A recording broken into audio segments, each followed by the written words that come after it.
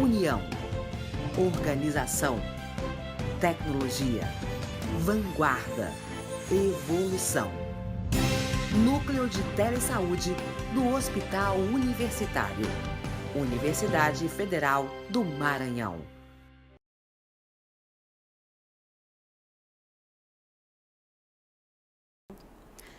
Boa tarde a todas e a todos que estão assistindo. Como a Amanda já falou, a nossa palestra de hoje tem o tema Adolescência, Diversidade, Potenciais e Oportunidades. Eu sou Nicole, gerente técnica de programas da Plan International Brasil.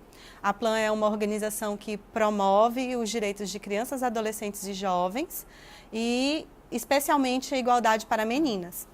Nós também teremos a participação de Felipe Pereira e Joiciane Ferreira. Nós nos conhecemos há 7 anos, né? Nos conhecemos anteriormente a essa palestra.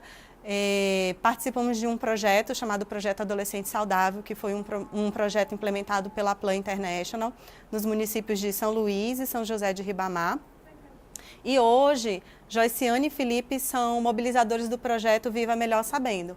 E nada melhor do que trazer jovens para falarem sobre a adolescência, sobre a questão da diversidade, potenciais e também oportunidades para promover saúde. Qual é a abordagem da nossa palestra? Ao final, o que a gente espera é que vocês possam desmistificar os sentidos sociais e culturais do que significa ser adolescente, chamar atenção para a diversidade e o potencial dessa etapa da vida, enfatizar o direito à participação de adolescentes e jovens e, como resultado, a gente quer que vocês desloquem o seu olhar para enxergar adolescentes e jovens como protagonistas na promoção de saúde, não como meros usuários e beneficiários de serviços. Se a gente perguntar o que é ser adolescente, normalmente as pessoas respondem: é uma pessoa desengonçada, é exagerado, em transformação, egoísta, rebelde, ansioso, confuso, impulsivo, imediatista, aborrecente, agitado, tem uma sexualidade à flor da pele. Tudo isso são estereótipos, né? São características que a gente coloca sobre um grupo sem qualquer distinção. Mas eu convido todo mundo a fazer uma reflexão. Que tipos de relações sociais resultam desses estereótipos? A partir desses estereótipos, como é que a gente começa a enxergar todas as meninas adolescentes e todos os meninos adolescentes e essa juventude? A gente geralmente enxerga a partir desses estereótipos. Eu não dialogo, eu não entro em relação com adolescente ou com jovem porque essas pessoas são confusas, são ansiosas, estão sempre rebeldes, né, são impulsivas. Então, as pessoas costumam se relacionar com esse público através de estereótipos. Uma outra reflexão que a gente propõe é qual é o valor que a sociedade dá a adolescentes e a jovens, né? Esses estereótipos ajudam a gente a colocar adolescentes e jovens numa posição muito desigual e inferior aos adultos. E a gente acaba contribuindo para uma sociedade que a gente chama que tem uma dinâmica adultocêntrica. A gente coloca os adultos no centro, como se os adultos fossem os grandes detentores do conhecimento e que adolescentes e jovens não podem contribuir tanto porque não conhecem muito, né, já que estão tão imbuídos desses estereótipos. Bom, quais são as transformações que acontecem na adolescência? Provavelmente nas outras palestras vocês já devem ter ouvido muito falar o que é adolescência e na palestra de hoje, no diálogo que a gente vai ter hoje, a gente propõe uma reflexão mais social. Então, a adolescência é classificada como o período da vida que começa com mudanças biológicas, hormonais e físicas da puberdade, no qual notamos também algumas mudanças sociais, né? A gente percebe que também existem influências sociais no modo como a gente enxerga a adolescência. A adolescência também é uma construção social. E essa fase termina quando a pessoa supostamente deveria atingir um papel estável e independente na sociedade. Segundo a Organização Mundial de Saúde, se é adolescente até os 19 anos. Mas será que aos 19 anos todas as pessoas atingiram esse papel estável e independente na sociedade? Já atingiram alguma autonomia? Leva a gente a ficar com essa pergunta. Tem um vídeo disponível no YouTube, é uma TED, da doutora Sarah Jane Blakemore. Ela fala sobre o misterioso funcionamento do cérebro adolescente. Embora eu não seja da área de saúde, eu sou da área social, mas eu achei interessante trazer o exemplo desse vídeo por nos dar uma ideia de como é o desenvolvimento do cérebro do adolescente, para a gente entender algum desses estereótipos que costumam estar permeando, né, o modo como a gente enxerga a adolescência. Ela fala que é uma fase em que o desenvolvimento do córtex pré-frontal está muito evidente.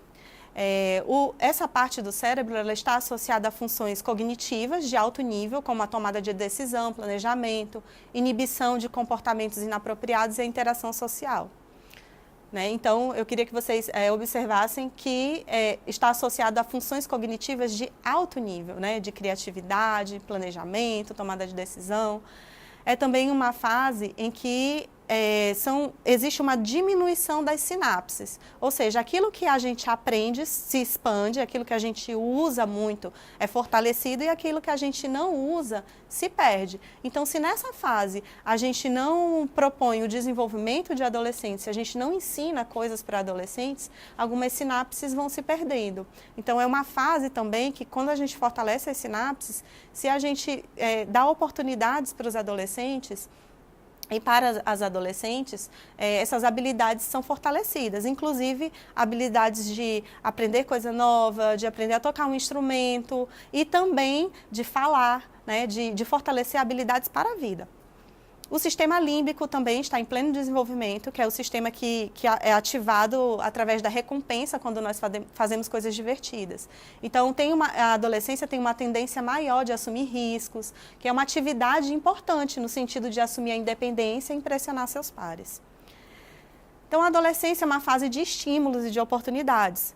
O cérebro é especialmente maleável e adaptável, é uma fase repleta de possibilidades para aprendizagem, criatividade, inovação, experimentação.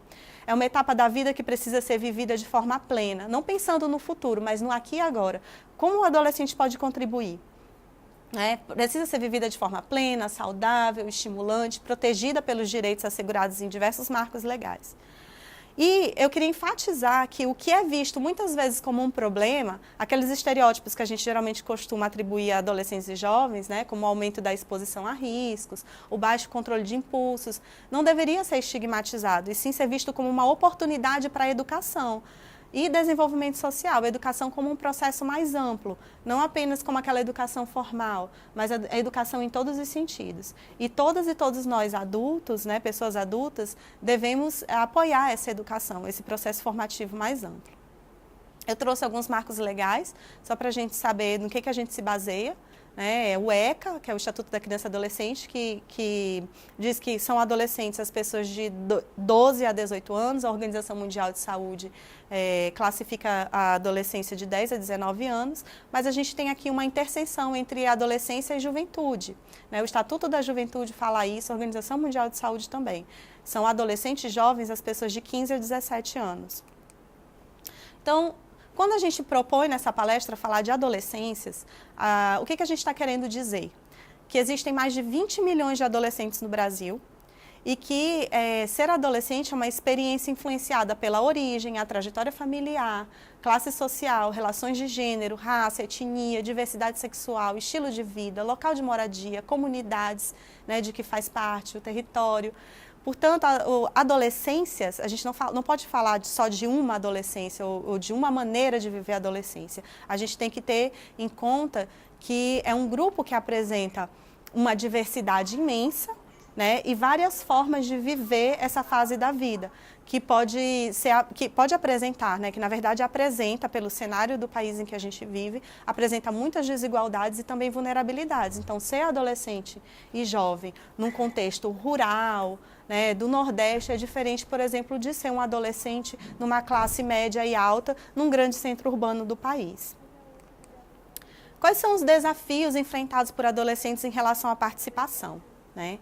As pessoas adultas não dividem muito o poder com as crianças e adolescentes, elas acham até que isso é uma ameaça. Se a gente escutar muito o que adolescentes e jovens têm a dizer, a gente está dando muito espaço para tirar a nossa autoridade. É isso que geralmente as pessoas adultas costumam pensar. E as pessoas adultas estão em todo lugar. Elas estão na família, na escola, na comunidade, nas instituições. Inclusive, são as pessoas que tomam certas decisões, que fazem políticas e programas voltados para esse público.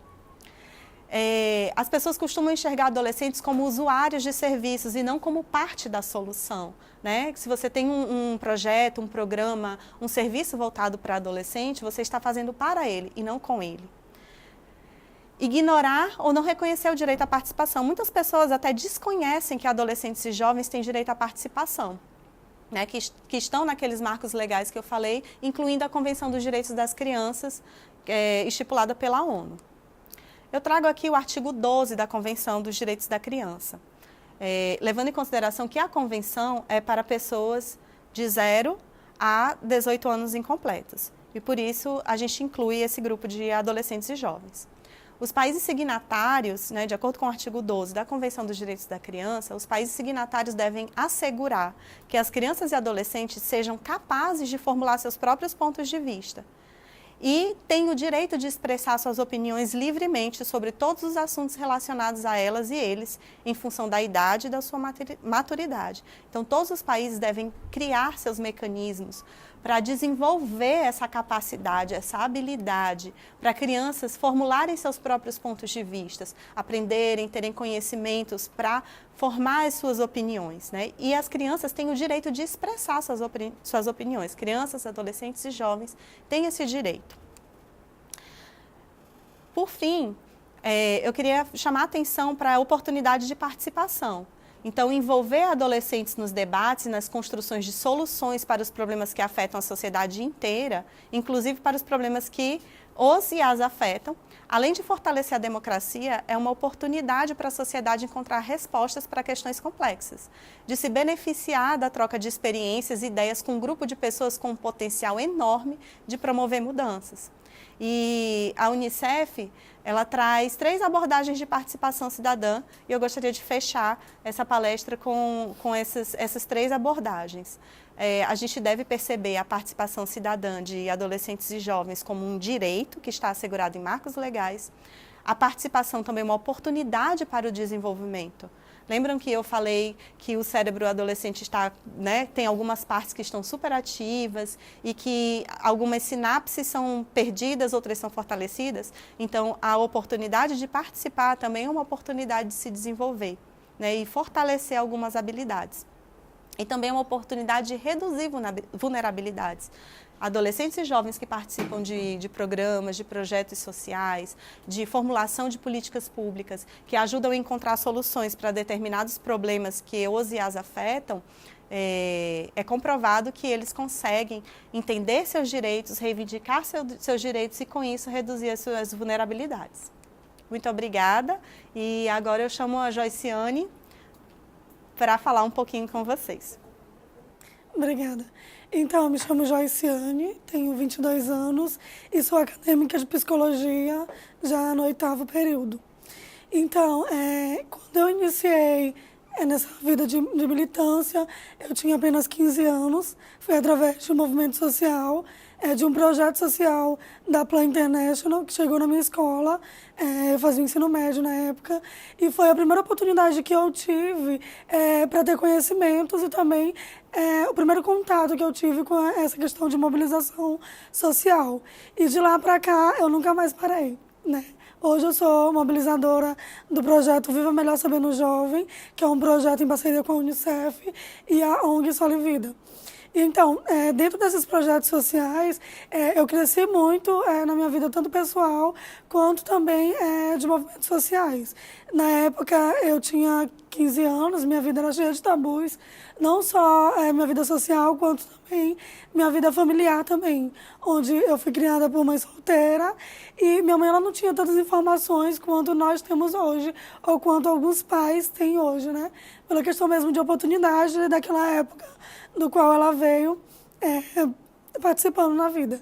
E eu comecei a multiplicar essas ideias, essas informações, dentro também, principalmente da minha casa, onde eu levei as informações que eu absorvia dentro dos movimentos sociais, com as organizações, tanto a Plan quanto outras organizações também, para dentro de casa, trazendo informações para minha mãe.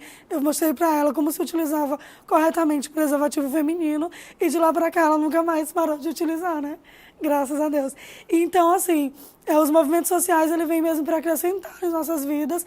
Eu era uma adolescente que vivia na zona rural de São Luís e eu não tinha tanta perspectiva de vida quanto hoje eu tenho e quanto eu adquiri depois dos movimentos sociais. Eu nunca me imaginei em uma universidade, apesar de que isso era um sonho da minha vida. E hoje eu faço o 8º período de psicologia e também faço outros movimentos dentro de unidade básica de saúde. Já estive junto com o prefeito de nossa cidade, promovendo políticas públicas. E é isso. As oportunidades para o adolescente, elas vêm para que a gente possa crescer e absorver o máximo de conhecimento possível. E agora eu vou chamar o meu amigo Felipe Pereira para estar falando um pouquinho mais também sobre a vivência dele. Obrigada. Boa tarde, meu nome é Felipe Pereira. Atualmente eu tenho 20 anos de idade, sou acadêmico de Direito do 6º período e eu iniciei a entrar em projetos sociais através do teatro, assim, de forma bem lúdica mesmo. Eu participei, na minha escola, a Plan Internacional Brasil, já desenvolvia projetos sociais com temas voltados à saúde do adolescente. Então, eles faziam a multiplicação de forma lúdica, não era de uma forma metódica entre adulto e jovem. Era uma multiplicação de pares, era essa metodologia, né, de jovem para jovem. E eu iniciei, a princípio, voltados para a questão da arte, mas de uns 2 anos depois eu comecei a me envolver com outros projetos, com outros movimentos. Eu comecei a me deparar com outras temáticas, como a sexualidade humana, as questões de gênero, o empoderamento feminino, a participação juvenil no controle social, e daí para frente eu comecei a ser realmente protagonista do que eu realmente queria ser. Através do projeto da Plan, eu me encontrei dentro do meu curso de Direito.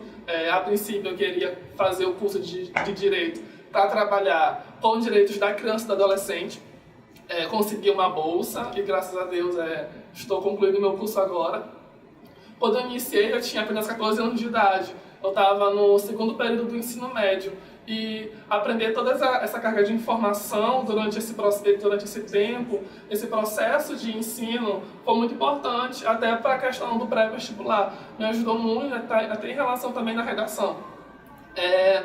Quando eu encerrei o meu ciclo dentro do projeto da Plan Brasil, comecei a me engajar em outros movimentos, em outros projetos.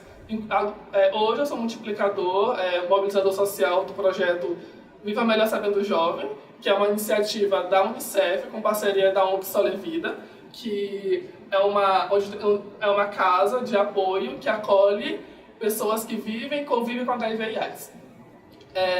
O projeto, ele se implementou em São Luís justamente para dar um resultado ao grande índice do boletim epidemiológico que existe em relação aos jovens se contaminarem com HIV e AIDS, as sífilis, as hepatites virais.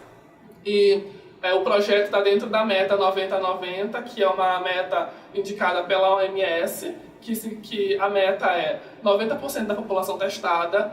Desse 90%, as pessoas que se deram positivos iniciar o tratamento, e das 90 pessoas que iniciaram o tratamento, as 90 com carga viral indetectável. Basicamente é essa a meta 90-90-90. Depois, o projeto ele tem como metodologia a formação de pares e a multiplicação de pares também. Foram 30 jovens que passaram durante um processo de formação durante 4 meses. As reuniões aconteciam todos os sábados e a gente trabalhava com questões de gênero, gravidez na adolescência, direitos humanos, direitos sexuais, direitos reprodutivos. E a terceira meta foi multiplicar em 15 escolas do estado do Maranhão, sendo algumas do estado e outras do município. A gente multiplicou de forma direta para mais de 12 mil jovens e adolescentes. A gente levou informação para eles sobre o uso do preservativo, o uso correto da camisinha, as questões que a gente trabalhou também, a prevenção combinada em relação à PrEP e à PEP, que são a prevenção, as profilaxias pré-exposição e pós-exposição. A gente também fez trabalhos voltados também para a mobilização social dentro de ambientes que antes não se trabalhava a prevenção, como ambientes de festa. O projeto teve uma parceria com uma produtora, que é o Vem Pro Rolê. É uma produtora de festas que trabalha justamente com questões voltadas ao público LGBT. E também, agora a terceira meta do projeto é justamente as testagens rápidas. É justamente que vai dar continuidade, se Deus queira que sim, à continuidade do projeto, né? E basicamente foi isso. A participação juvenil no controle social, assim, isso fez muito presente na minha vida. Inclusive, ela me abriu várias portas. Inclusive, uma delas foi uma seleção que eu participei para participar de um congresso internacional de pessoas em AIDS, que aconteceu em Amsterdã. Só que, infelizmente, eu não consegui um patrocínio, mas, assim, participar de uma seleção de voluntariados e ser selecionado foi muito gratificante, porque isso mostrou, foi um dos resultados foi um dos frutos que eu colhi durante toda a minha caminhada. E eu pretendo colher vários outros frutos daqui pela frente. E basicamente é isso. Obrigado.